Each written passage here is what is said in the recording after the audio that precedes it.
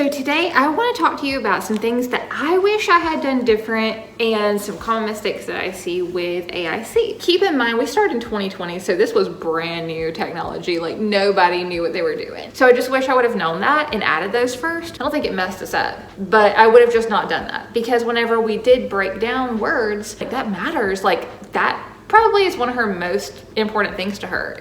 But now that I do know that, moving forward, whenever I introduce buttons to any other dog or cat that I may have in my life, I will always add more. You can implement a lot of these things like beforehand. So common mistakes that I see are inconsistent. That's an asshole move. Don't do that. That's like walking through a freaking bodega and trying to like press like what all you want, you know what I mean? And like make it be a sentence. Like it's gonna take a second, guys. So today I want to talk to you about some things that I wish I had done different and some common mistakes that I see with AIC. So in case you're new to our channel, I'm Jen and this is Farabee. Farabee is 4.5 years old. She has had buttons since April of 2020.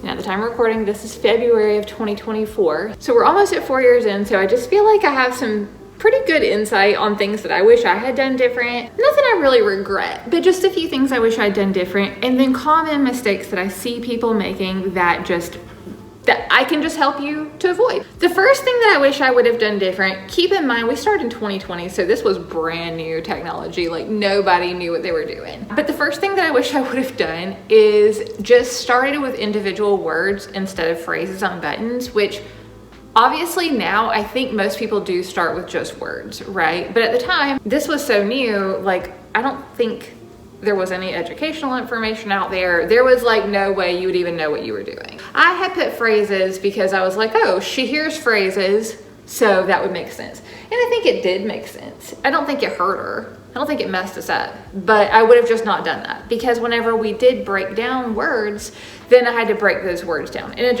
I feel like it might have caused a little bit of confusion. So I don't know, but I would not do that again. I would absolutely just start with words. Another thing I would do different is really think more clearly about where the buttons are gonna go if I decided to take it to this level. Whenever I started buttons, I had planned to just have a few. I didn't even consider that it might get beyond that. I kind of was just thinking, okay, it's always gonna be just these like 4 to 8 buttons that I had thought about getting. No pressure to ever move beyond that if you don't want to, but I wish that I would have sat there and thought about, well, what if I decided to take this further? Because what happened is I used to have her buttons along right here.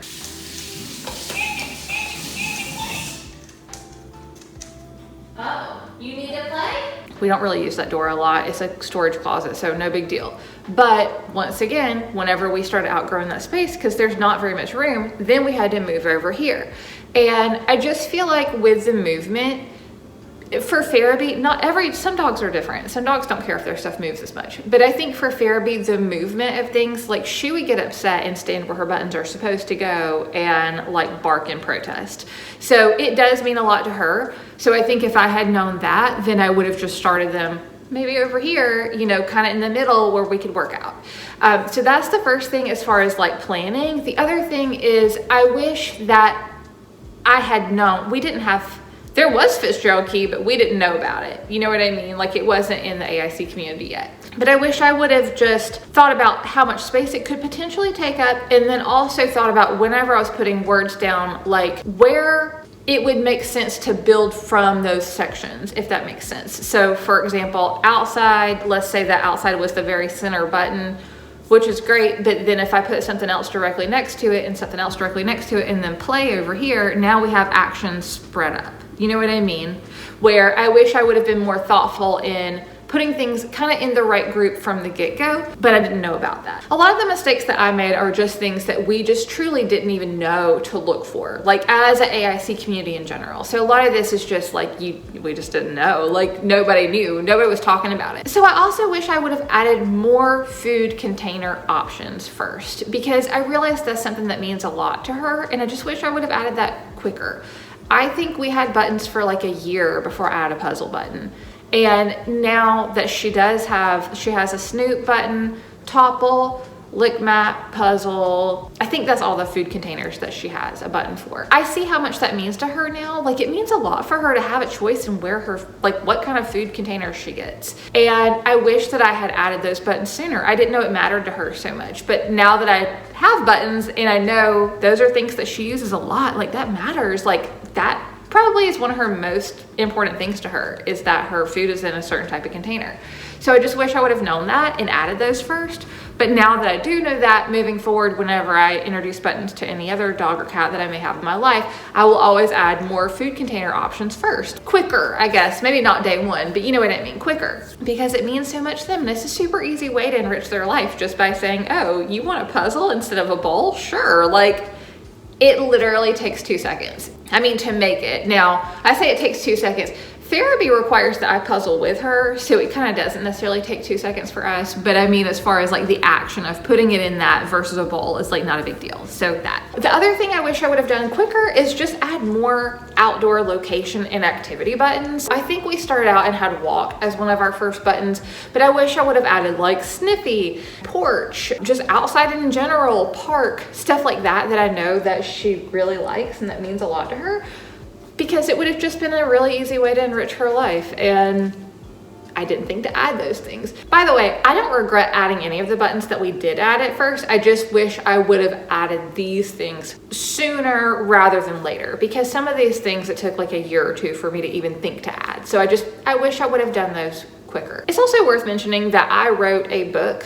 It's a quick start to get you started with teaching buttons to your dog. So this is going to tell you everything to do, everything to set you up for success, even before you get buttons. So if you're like, oh, I think I want to do buttons, but you know, like you're kind of at the beginning and you don't even have them yet, this book has stuff that you can start like today, even without buttons, to prepare your dog for getting buttons. You can implement a lot of these things like beforehand. And also just the things like planning. You can kind of do that before you get buttons too. So I'll link my book for y'all. I also have a button, it's like a day planner type situation. It's kind of like the ones that I do for service dogs, but it's for buttons. And so this is not going to teach you what to teach them. This is just for you to kind of like map out your plans. It's a planner. It literally is a planner.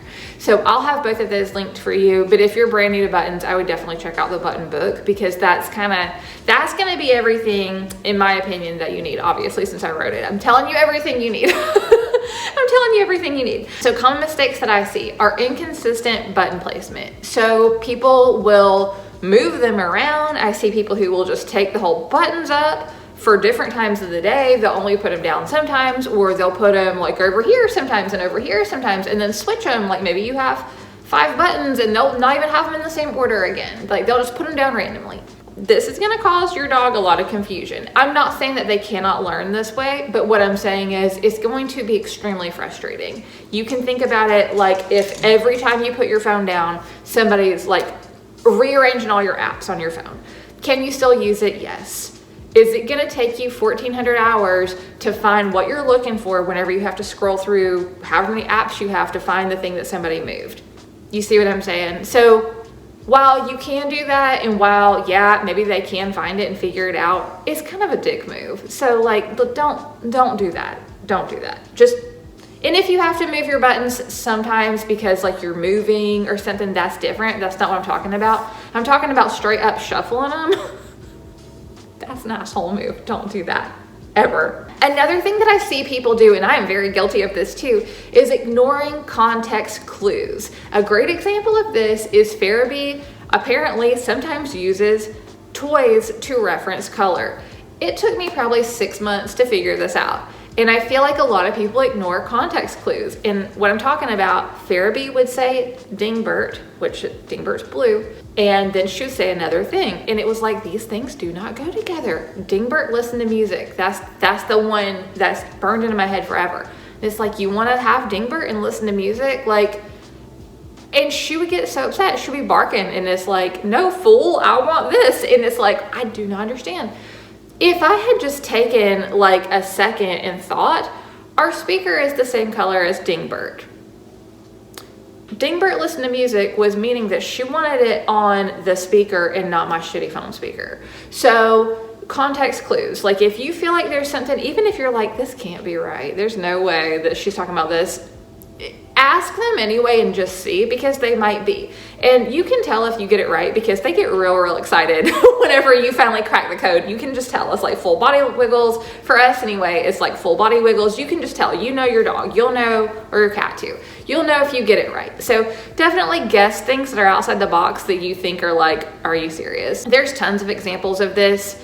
Puppy Parker Posey, she uses, I think, squeak box to refer to the TV. So I'm actually editing this video, and I had messaged Sasha, Parker's mom, to just make sure that, number one, I had this right, and also to make sure she was okay if I mentioned them. So I had it wrong. She said noise box for the computer and I noise for the TV. Like EYE noise for the TV. So that's what she said. I just had it completely wrong. So I'm gonna link Parker's account below for y'all if you wanna follow her on Instagram. She posts a lot, and they also do barn hunt and a few other fun things too. So they're a really fun account to follow. I can't think of anyone else right now, but there are a lot of different dogs and cats who will use combinations of words that are getting them as close to the thing as they can.